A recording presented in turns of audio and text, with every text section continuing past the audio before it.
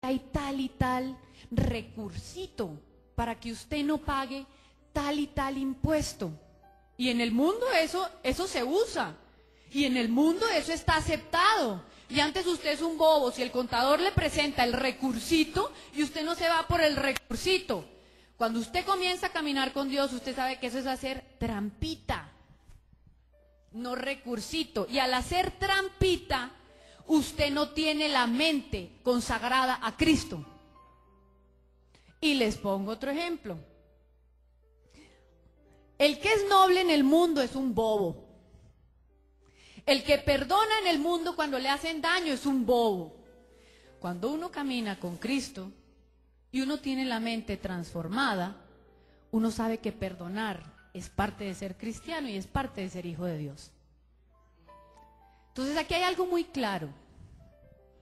Y es que lo primero que hay que hacer es transformar nuestra mente, dejar de pensar como nuestro grupito de amigos, como nuestro grupito laboral, como nuestro grupito familiar nos habla según el mundo.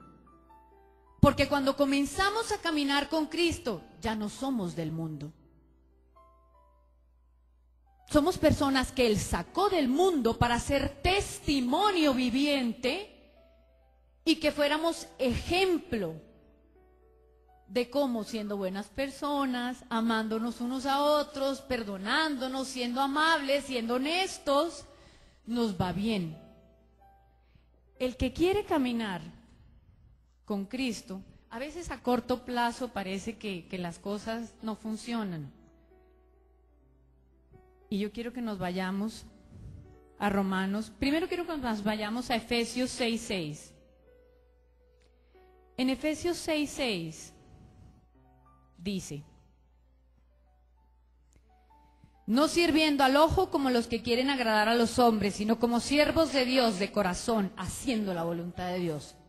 ¿Qué significa eso? Que usted ya no está en el mundo para agradar a sus amigos, a su familia, a la gente con la que trabaja.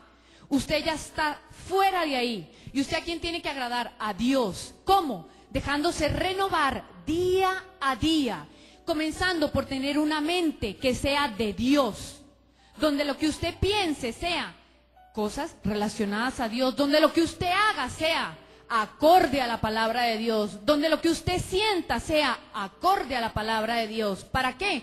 Para que de verdad la voluntad de Dios se esté haciendo en su vida. Si no, usted habla muy bonito, pero usted no se está aplicando el principio de consagrarle su vida a Dios. Y el centro de su vida realmente no es Dios.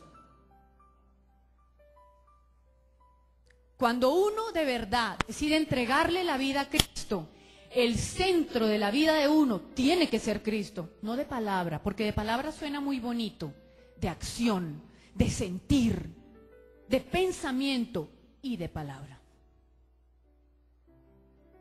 Porque no ve que Él también se da cuenta de cuando usted pensó mal.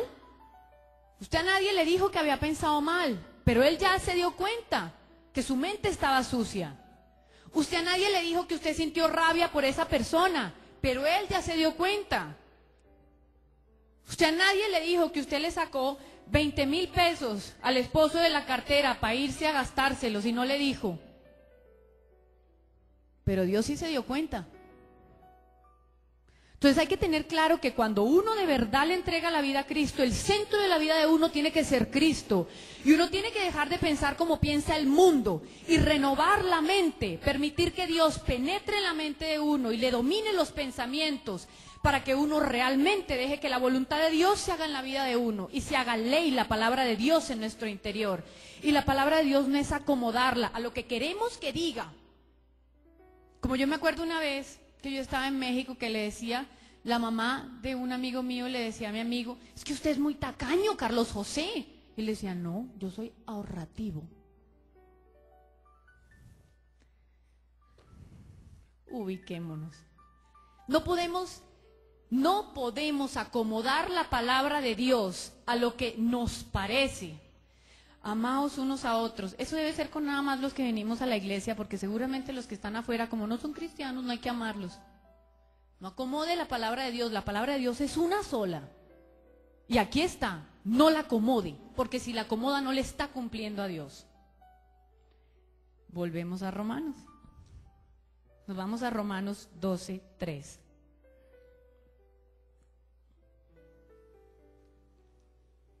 Cuando nosotros caminamos con Dios, vamos a leerlo primero.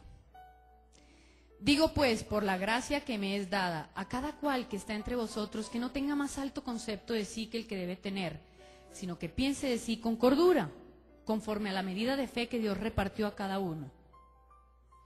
¿Qué quiere decir esto? Mire, lo que quiere decir esto, ¿cuál es la medida de fe? Mire, esa medida de fe es la que hace que usted todos los días, mientras uno más le consagra la vida a Cristo, uno se da cuenta que más le falta. Porque cada vez que uno medio logró dominar algo, le muestra un panorama de cosas que uno ya no domina. Y uno pensando que era el chacho porque había dominado algo. Eso pasa cuando le consagramos la vida a Cristo. ¿Por qué? Porque Cristo todos los días nos quiere ver mejor y todos los días quiere que seamos más parecidos a Él. Entonces, ¿qué pasa? La medida de fe es esa que nos hace vernos a nosotros mismos como, ¿cómo me falta? Y mientras más alto llega uno, más se da cuenta que le falta. Porque cuando uno se asoma a esta gotica de la ventana, uno solo ve lo que tiene hasta acá. Cuando uno se para en la sillita y uno logra ver toda la ventana, se da cuenta que hay un jardín y luego hay una barda y hay otra cosa afuera y hay una calle y hay edificios y hay no sé qué y hay más allá. Eso nos pasa en la vida espiritual. Mientras más Dios nos da, más nos damos cuenta que más nos hace falta.